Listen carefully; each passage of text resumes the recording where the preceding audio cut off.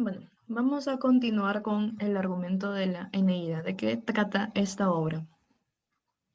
En primer lugar, la Eneida es una epopeya porque es un largo poema que narra las acciones de los hombres, los dioses y los héroes. En ese tipo de textos, en ese tipo de obras, lo que se combina es no solamente la parte humana, sino también hay intervención divina. Y bueno, como ya les dije que Virgilio se había inspirado en Homero para poder escribir su obra, la Eneida también utiliza lo- los mismos tipos de versos que utilizaban la Ilíada y la Odisea, ¿no? Los hexámetros. Entonces, Virgilio escribió su obra inspirándose bastante en Homero y también a pedido del emperador Augusto, con el único objetivo de poder explicar el origen de la raza romana. Vamos a ir analizando libro por libro, son 12 libros. Este esquema es un poco visual para que ustedes puedan ir viendo cómo se va desarrollando esta obra. Empezamos con el libro número 1. ¿Okay? Si es que no escuchan o algo, me avisan, por favor. En el libro número 1, Virgilio abre su poema épico declarando su tema, la guerra y un hombre en guerra. Y pide a una musa, esto también hace Homero, inicia sus poemas invocando a las musas. ¿Quiénes eran las musas? Eran las diosas de la inspiración. Entonces, Virgilio, al comienzo de la Eneida, le pide a una musa que explique la ira de Juno, reina de los dioses. Juno, su equivalente en Grecia era Hera, ¿verdad? Hera, la diosa Hera, esposa de Zeus. Entonces, ¿de quién estamos hablando? Estamos hablando de Eneas. ¿Qué está haciendo en este capítulo, en este libro? Eneas está huyendo de las ruinas de su ciudad natal, que es Troya.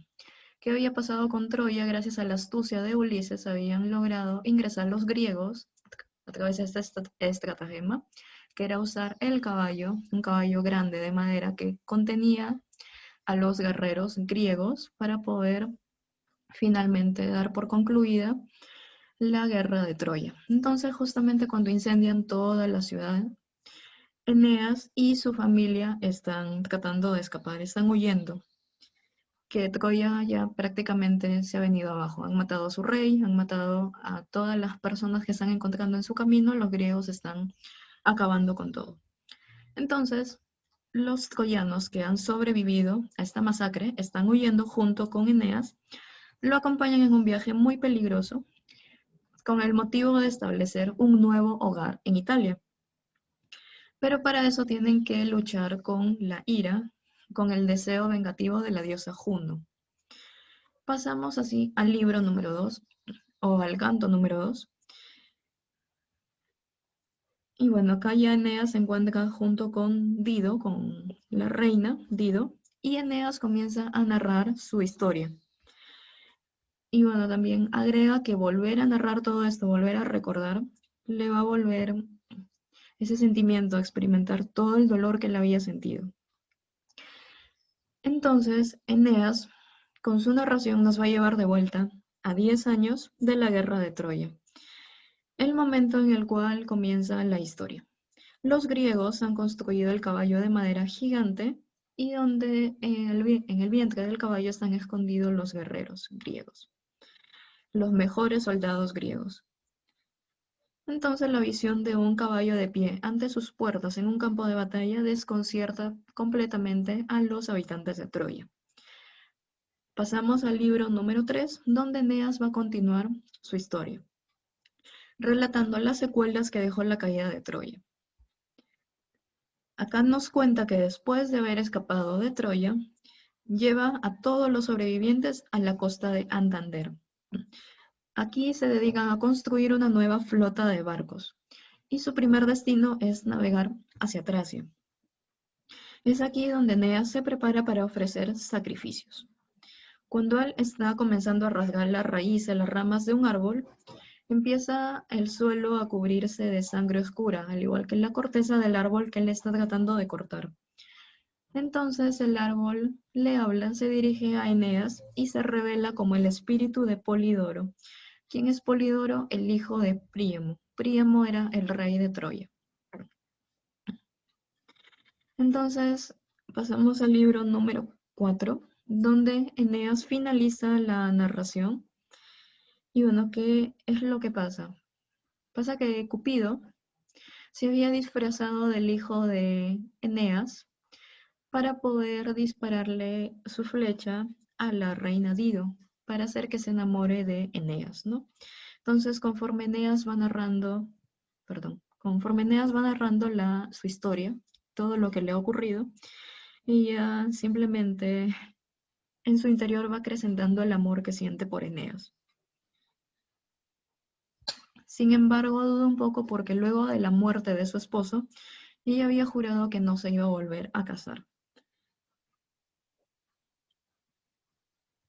Además, su hermana Ana, le aconseja y le dice de que si se casa con Eneas, el poder de Cartago, la ciudad donde ella vive, va a aumentar porque Eneas trae consigo a un numeroso ejército de troyanos.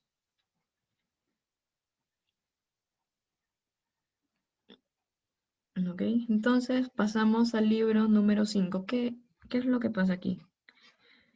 Lo que pasa es que a pesar de todo, Eneas no quería casarse con Dido, porque su destino había sido marcado por los dioses y su destino no estaba en Cartago. Su destino estaba en otro lugar. Él tenía que buscar la tierra, el lugar, el territorio en el cual él iba a fundar Roma, según lo que le habían comentado los dioses, ¿no? Entonces él simplemente se vale de Dido para que le ayuden a la reina y todos los hombres que vivían ahí, todos los habitantes del reino de Dido, le ayuden a volver a reconstruir su flota, sus barcos que estaban muy dañados por la travesía que ellos habían hecho. Entonces lo reconstruyen y ellos, al final de la noche, cuando ya está todo listo, después de que trabajaron los hombres para poder reparar los barcos, Dido le pide que se quede, pero Eneas se va. Se va de noche, si no me equivoco, con todo su ejército, toda su flota ya reparada, los barcos cargados de alimentos, de provisiones, y abandona a Dido. ¿Ok? Y es por esto que Dido se suicida, se clava un puñal y bueno, muere, porque ella sabe que debió haberle hecho caso a su hermana, Ana, que también le había aconsejado de que no se case con Eneas, pero, o sea, que no se enamore de él, que lo deje partir, que le iba a hacer mucho daño, pero ella no le había hecho caso y pues al ver que Eneas está partiendo, porque ella desde la ventana que quedaba en alto, ¿no? En una torre de su palacio, ella observa cómo es que la flota se va alejando lentamente en el mar. Y observando eso, ella es que se clava el puñal y se suicida. Entonces, el libro 5 justamente narra eso, ¿no? Narra la salida de la flota troyana, cuando están saliendo de Cartago. Sin embargo, hay nubes de tormenta cerca de la flota, lo cual le va a dificultar el acercamiento a Italia. Entonces, ¿qué hace Eneas? Redirecciona los barcos al puerto siciliano de Erix, donde se encuentra su compañero Acestes. Después de que llegan al lugar, no llegan al puerto, reciben la bienvenida de Acestes. Eneas se da cuenta de que es el primer aniversario de la muerte de su padre. Entonces propone 8 días de ofrendas de sacrificio y un 9º día de juegos, de competencia, entre los que estaban ahí, ¿no? Como invitados en el palacio de Acestes. Después de haber pasado en este libro, se dedica a contar lo que hacen en estas festividades, en esta conmemoración, por la muerte del padre de Eneas. Pasamos al libro número 6, donde la flota troyana llega a las costas de Italia. Finalmente logran llegar a Italia. Las naves anclan en la costa de Cumae, muy cerca de la ciudad que actualmente tiene el nombre de Nápoles. Entonces, Eneas se dirige al templo de Apolo, donde la Sibila, que era la sacerdotisa del templo de Apolo, se encuentra con él. Eneas le ruega a Apolo de que permita a los troyanos que se establezcan en Lacio. Sin embargo, la sacerdotisa le advierte de que todavía le quedan más pruebas. Pasamos así al libro número 7, donde se encuentran navegando por la costa de Italia y finalmente llegan a la desembocadura del río Tíber, muy cerca del reino del rey Latinus. Entonces Virgilio, en su narración, invoca a la musa una vez más, para dar comienzo a la segunda mitad de su narrativa épica, de su obra, describiendo cuál es el estado político de los asuntos en Latium. Latium es la ciudad del rey Latinus. Como ya sabemos, este rey tiene una hija que se llama Lavinia. Lavinia tiene muchos pretendientes que buscan casarse con ella, pero parece que hasta ahora, hasta la llegada de Eneas, el más cercano, el que tiene más posibilidades de ganar su mano, es Turnus. Llegamos así al canto número 8, donde mientras lo que pasa aquí es que el rey conoce a Eneas y bueno, por designio de los dioses, él es muy respetuoso de lo que le dicen. Le dicen que Eneas debe casarse con su hija y que juntos deben de formar Roma. ¿Ok? Entonces, ¿qué pasa en el libro número 8? Turnus, o Turno, reta a Eneas a una batalla. ¿Ok? Entonces Turnus está reuniendo todas sus fuerzas, mientras que Eneas está preparando sus tropas y solicita apoyo de las ciudades cercanas a Latium. Y los dos están preocupados por cuál sería el resultado de la batalla. Sabemos que anteriormente estas batallas eran duelos a muerte. Entonces, por la noche, el dios del río Tiberino le habla a Eneas, le dice que se acerque y forma una alianza con los arcadios. Entonces, Eneas lleva dos galeras, dos barcos, y forma, o sea, está varios días por la desembocadura del río Tíber. Se va por ahí rumbo al bosque de los arcadios. Luego pasamos al libro número 9, donde acá refleja un poco cuál es la posición de los dioses, ¿no? La diosa Juno envía su mensajera Iris desde el Olimpo para informarle a Turnus de que Eneas está lejos de su campamento. Entonces, sin su líder, los troyanos son presa fácil. Así que Turnus inmediatamente dirige su ejército hacia el campamento enemigo dispuesto a atacar. Entonces los troyanos, cuando avistan al ejército que está dirigiéndose en contra de ellos, se aseguran dentro de una fortaleza que habían construido porque aún no están dispuestos a librar batalla, mientras que su líder, que es Eneas, se encuentra lejos. Entonces pasamos al libro 10, donde ya se va desarrollando la batalla, que termina siendo un campo de muerte, literalmente. Y entonces desde el Olimpo, Júpiter, o Zeus, está viendo todo lo que está pasando. Su idea había sido nada más de que los troyanos liderados por Eneas logren establecerse de manera pacífica. Entonces lo que hace es convocar un consejo de todos los dioses para poder discutir el asunto. Venus, en esa junta que realizan, culpa a Juno del continuo sufrimiento de Eneas y de los troyanos. Sin embargo, la diosa Juno responde de que ella no había forzado a Eneas a ir a Italia. Pasamos así al libro número 11, al canto 11, después de la batalla, donde finalmente Eneas vence. Eneas ve el cuerpo de un joven que se llamaba Palas, ¿ok? Y entonces, llorando, hace arreglos para que 1000 de sus hombres escolten el cadáver de esta persona. ¿Quién era Palas? Era un príncipe. Entonces, Eneas ordena de que escolten el cadáver y lo lleven a la presencia de su padre. ¿Ok? Y finalmente llegamos al libro número 12, el canto número 12, donde Turnus, que aún no está contento por la derrota que ha recibido, decide ir y luchar contra Eneas, pero solo, sin ningún ejército por los lados, para reclamar el reino y de paso reclamar la mano de Lavinia, de la princesa Lavinia.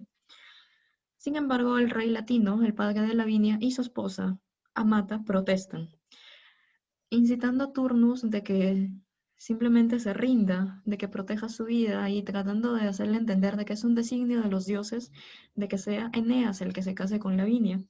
Sin embargo, Turnus no hace caso y se lanza a la batalla. Entonces, bueno, con ayuda de los dioses y Eneas logra finalmente matar a Turnus. Entonces, Latinus, el rey Latinus, firma el trato con Eneas, le otorga la mano de su hija y entonces se casan y se dirigen a fundar la ciudad de Roma. Y así es como termina la Eneida.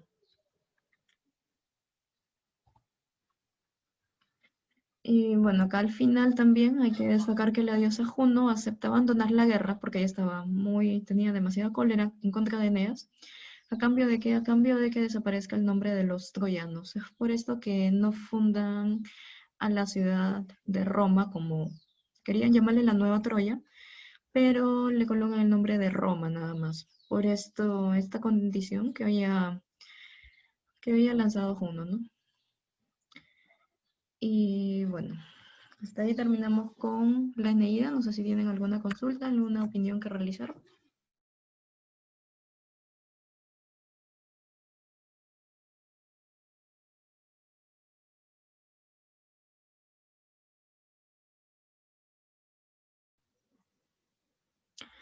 Ok, vamos a continuar.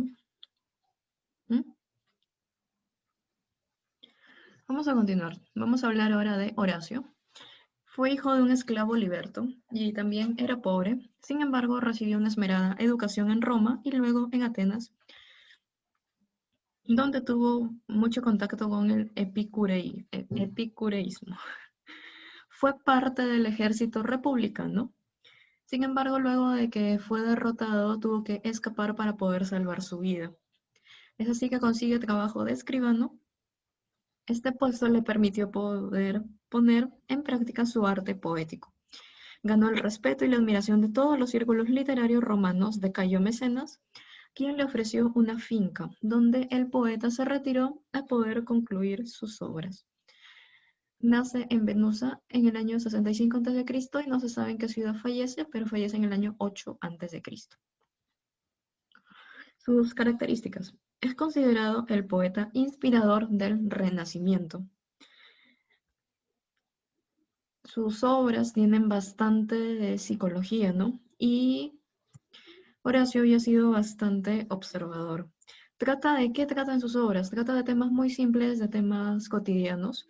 El lenguaje que utiliza es sobrio, es equilibrado y lo que busca es perfección, armonía, elegancia, también siguiendo el ejemplo de Virgilio, ¿no? Sus obras que más destacan son épodos. Son 17 poesías satíricas y alegres. Destaca el épodo número 2. En cuanto a sátiras, es una burla costumbrista cuyo tema son los viajes y la filosofía. En cuanto a sus odas, son 103 poemas entusiastas. Las epístolas son filosóficas y morales, dentro de las cuales está la epístola a los pisones o arte poética. Y finalmente otra obra que no se puede categorizar sería canto secular. Ahora sí hablemos de Ovidio, Publio Ovidio Nasón. Nace en Sulmona en el año 34 a.C. y fallece en Tomis 17 después de, no, 17 antes de Cristo. Luego, a ver, sobre Ovidio, ¿qué tenemos? Tenemos que fue descendiente de una rica familia ecuestre del campo, ¿no? Es lo común en estos autores. Realizó estudios de derecho, pero terminó abandonándolos por dedicarse a la poesía.